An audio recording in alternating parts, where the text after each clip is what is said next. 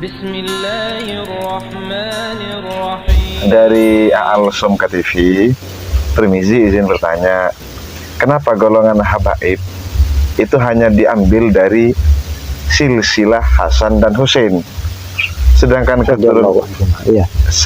keturunan Nabi, cucu Nabi bukan hanya Hasan dan Husain, tapi kenapa keturunan Nabi yang dari anak-anaknya atau cucunya yang lain tidak dikategorikan Habib gitu ya? Monggo Bu ya. Baik, bismillahirrahmanirrahim. Alhamdulillah, sallallahu wasallam wa baraka ala sayyidina wa maulana Rasulillah. Yang pertama, jadi kita harus meyakini hadis Nabi alaihi salatu wasallam, an-nasu sawasiyatun ka asnanil mushti, la fadla li arabiyyin ala ajamiyyin illa bittaqwa. Jadi seluruh umat manusia ini sama rata di mata Allah, sama seperti sisir. Sisir kan rata. Iya. Tidak ada yang lebih menonjol, tidak ada yang lebih kurang, yang kurang kecuali patah. Kalau patah ya pasti atau dibuang.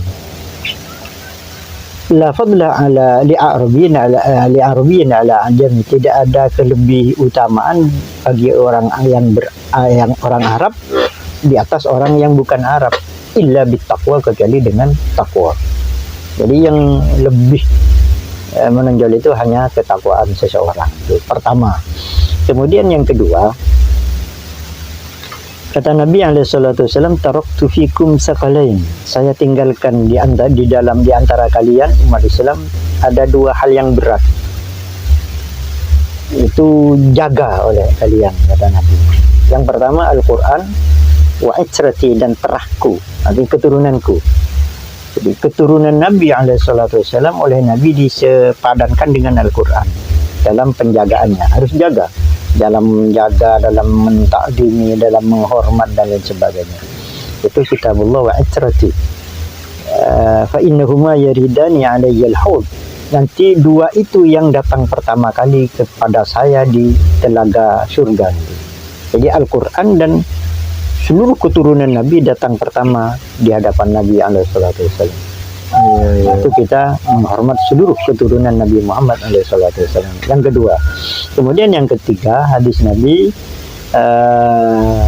kullu sababin wa nasabin munqati'un yaumal qiyamah illa sababi wa nasabi. Ada riwayat lain, illa nasab Fatimah.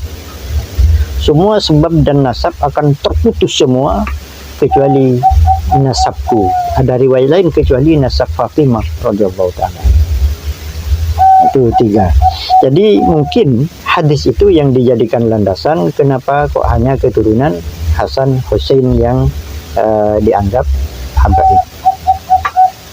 Walaupun kembalinya itu juga masih perlu dipertanyakan. Kenapa? Karena putra Ali dan Sayyidah Fatimah, putra Sayyidina Ali dan Sayyidah Fatimah itu banyak, bukan hanya Hasan Husain. Iya. Ada Muhsin, ya Hasan Husain Muhsin, ada Ummu Kulsum, ada Zainab. Zainab malah menjadi istri Sayyidina Umar. Terus Muhsin, terus Ummu Kulsum juga punya keturunan. Kenapa kok hanya Hasan Husain yang disebutkan? Itu juga kita tidak masuk di wilayah itu. Kemudian itu yang Fatimah, karena putri Nabi itu kan, kalau putra kan wafat masih kecil, itu semua yang tiga. Terus Qasim, Abdullah, terus Ibrahim alaihi wassalatu wassalam kan wafatnya masih kecil semua. Terus tinggal yang empat itu putri semua. Yang pertama Zainab. Zainab itu putri tertua Nabi alaihi salatu wasallam, dan suaminya adalah Abul As ibn Rabi' ibn Abdul Uzza ibn Abdi Syamshin ibn Abdi Manaf bin Qusay bin Kilab bin Murrah bin Ka'ab dan seterusnya itu. Jadi suami Zainab itu Abul As ibn Rabi' ibn Abdul Uzza ibnu Abdi Syamshin ibn Abdi, berarti dengan Nabi itu sekitar 4 pupu. Iya. Artinya menikahi giliran ponakan. Zainab itu ponakan radhiyallahu taala. Dan itu kafir itu. Abu As ibn Rabi kafir, masuk Islam itu setelah Amul Hudaybiyah. Sulhul Hudaybiyah itu tahun 6 Hijriah. Baru masuk Islam. Dan walam yuhdis lahu nikahan jadidan, dan tidak diperbaharui nikahnya oleh Nabi. Nah, selama 6 tahun selama hijrah Nabi SAW ke Madinah, dan Sayyidah Zainab ikut Nabi, Iya, ikut hijrah. suaminya Abul As di Mekah kafir, dan di perang Badar berperang melawan umat Islam, berperang mau membunuh mertuanya Iya, artinya. menantunya Menantu. Nabi kan begitu. Iya. Dan itu punya anak, punya keturunan. Iya. Dari Itu. Sayyidah Fatimah itu kan? Ada Zainab Dari Sayyidah Zainab. yang tertua. Oh iya. Sayyidah Fatimah kan yang paling Iya, yang dengan bungsu. Jadi Ali. Suami Sayyidah Zainab itu Abul As ibn Rabi, itu kafir, masuk Islam setelah tahun 6 Hijriah. Yang pertama. Yang kedua, Ruqayyah dan Ummu Kulsum. Ruqayyah yang kedua, yang ketiga Ummu Kulsum itu bersuamikan putra atau anak Abu Lahab. Abu Lahab punya 2 anak namanya Utbah dan Utaibah. Itu dijodohkan dengan putri Nabi, Ruqayyah dan Ummu Kulsum.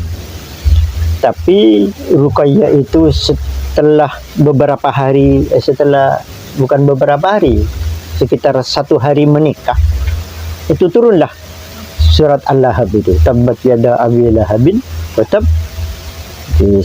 Tabbat yada abi lahabin wa tab, ma aghna anhu maluhu wa ma kasab, sayasla naran dzata lahab.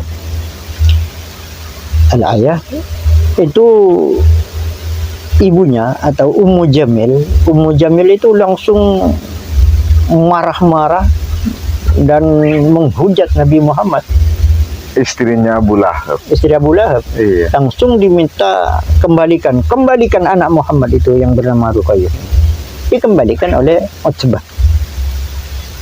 Jadi tidak sampai tidur.